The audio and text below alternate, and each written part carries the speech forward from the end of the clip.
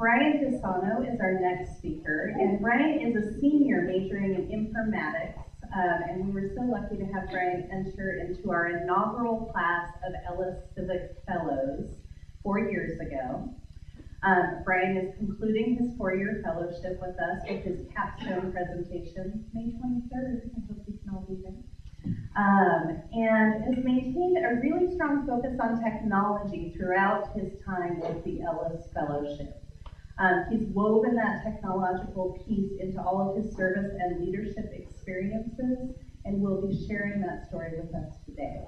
Please join me in welcoming Bryan to share his story.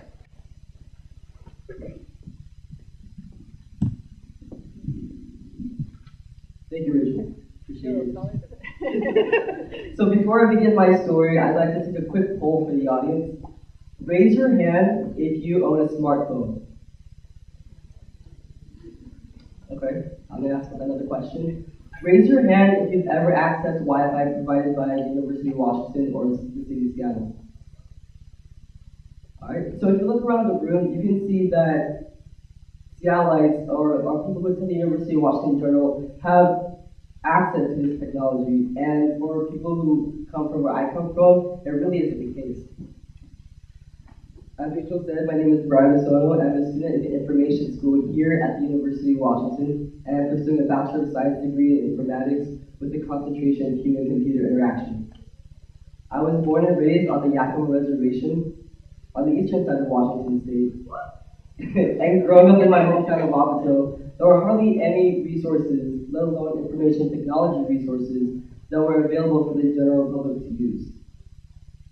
In fact, to this very day, Wapato's only public library only has 5 working computers that are supposed to be shared among a town of 5,000 people. That's comparable to having only 40 computers available in the UW campus for a body of 40,000 students. Can you believe that? That's pretty outrageous.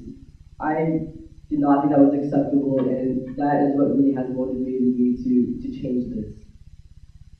But, at first, it wasn't even until after I graduated from high school and moved to the University of Washington that I even noticed this digital divide existed. Having now lived in Seattle for 4 years, I'm really thankful to have Wi-Fi around every corner, and I always see a smartphone in every pocket. But it's incredibly frustrating to realize that my community back home isn't as privileged with this access. And it's this very inequality that has driven me into action. From day one as an undergraduate, I chose to study informatics because I wanted to help address the social justice issue of bridging this digital divide. Through my service work as an Ellis Civic Fellow, I took it upon myself to learn how different communities access information within the city. This 4-year experience really allowed me to explore the public, private, and government sectors to learn more about how technology was changing the ecosystem of society. As a freshman, I've been able to volunteer with the International Rescue Committee, where I've been able to teach immigrant and refugee families how to turn on and use a computer for the very first time.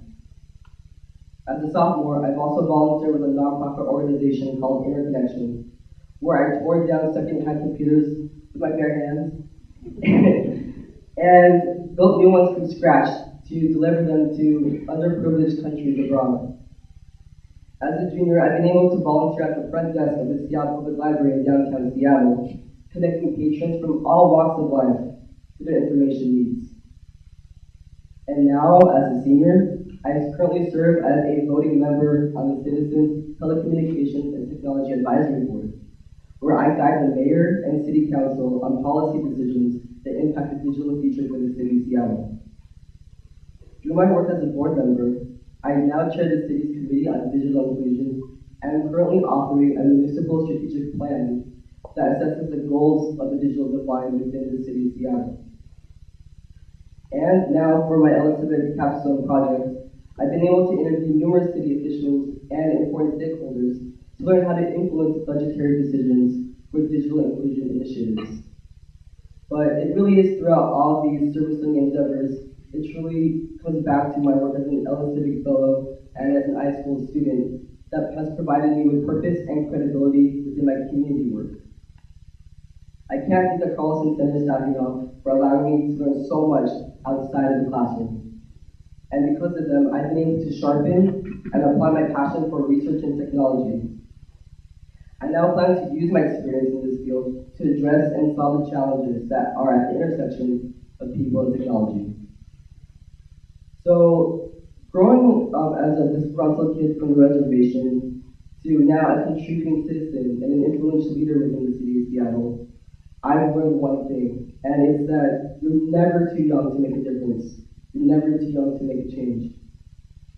You know what? Within the next 10 years, I will become the United States Chief Information Officer. I can guarantee you that.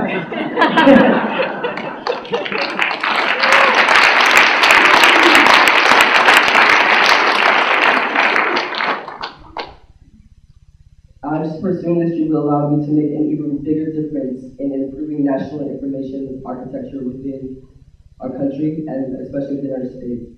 And it's about time that places like my hometown within the Yakima Reservation finally benefit from all the opportunities that technology provides. I want to go back to Wapato one day and see everyone have access to a smartphone, see everyone have access to a working computer. We all deserve that opportunity. Thank you.